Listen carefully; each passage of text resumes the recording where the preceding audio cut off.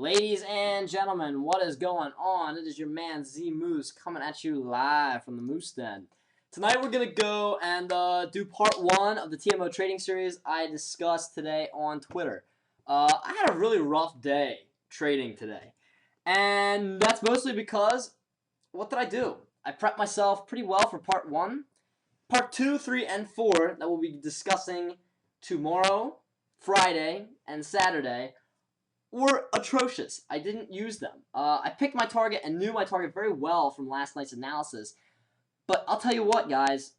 I was a terrible trader today. I have nobody to blame but myself. And I did the right thing and walked away very early in the day so I didn't make any more retarded trading steps. But tomorrow is a new day.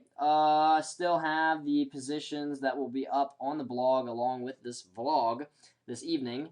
And you can check it there.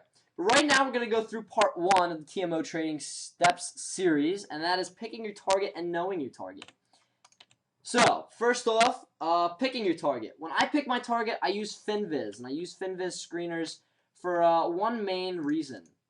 And that reason is because I can easily determine through a bunch of different filters what kind of stocks and what kind of companies I want to look at and I want to pay attention to over the coming weeks. So let's just sort of take a second because you guys have seen this list before. But how I created the liquid options list, which is the list comprised of the large caps that I trade options on, is I went through and I used 4 filters, as you can see up top. I used a market cap of over $2 billion, so mid-cap plus.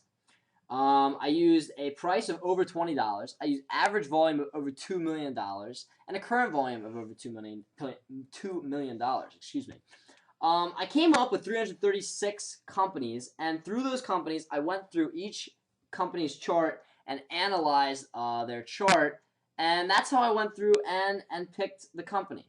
Of course, picking your company comes along with being knowledgeable about how to pick a company through technical analysis, which is how I use it. But through these different screeners and these different filters, you can also pick them fundamentally. You have price to book, price to cash, price to earnings, forward price to earnings, return on equity, debt to equity. You have a bunch of different things here at your disposal through FinViz. And I think that this is a phenomenal way to really begin to pick your target, and that's I use that for many reasons. My personal blog has a blog roll on the left side when you visit it, themooseoutlook.com. And those traders that I have on the blog roll are absolutely phenomenal. Same thing goes for Twitter. Anyone who I follow, I have really deemed an absolutely knowledgeable person who consistently makes income in the stock market. Knowing your target is a little bit different. The single worst thing you can do when trading is picking a stock and know absolutely nothing about it.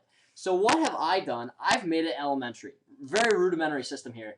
And although it's ridiculously basic, I use the 5 W's and 1 H rule. I mean, I know you guys probably use that in first grade to determine what color crayon you're going to use for the daily drawing activities. But I use it for trading. Who is the company and who is trading the company? What institutions are looking at the company. What does the company do, sector and industry-wise? Is it an energy sector? And if it's in the energy sector, is it a coal company or is it an oil company? What price is the company trading at? That's very important when you're knowing your target, to always know the price of the company. When did the company come on your trader radar? Did you use FinViz to find this company, or did you have it on your trader radar beforehand through one of those knowledgeable traders that you follow? Where is the company's support, resistance, and technical price patterns? I use this, again, to know your target, know your price, know what the setup is, and try to remember it. Try to memorize it so when you're sitting there and you know what price you're looking at, remember the support, resistance, and technical price pattern so you can easily trade it. Why is the company of particular interest to you, and how is the company currently performing? So knowing your target and picking your target go hand in hand, and that's why they were together in part 1. Part 2 and part 3 and part 4 get more into the nitty-gritty of things. But for now, that's all.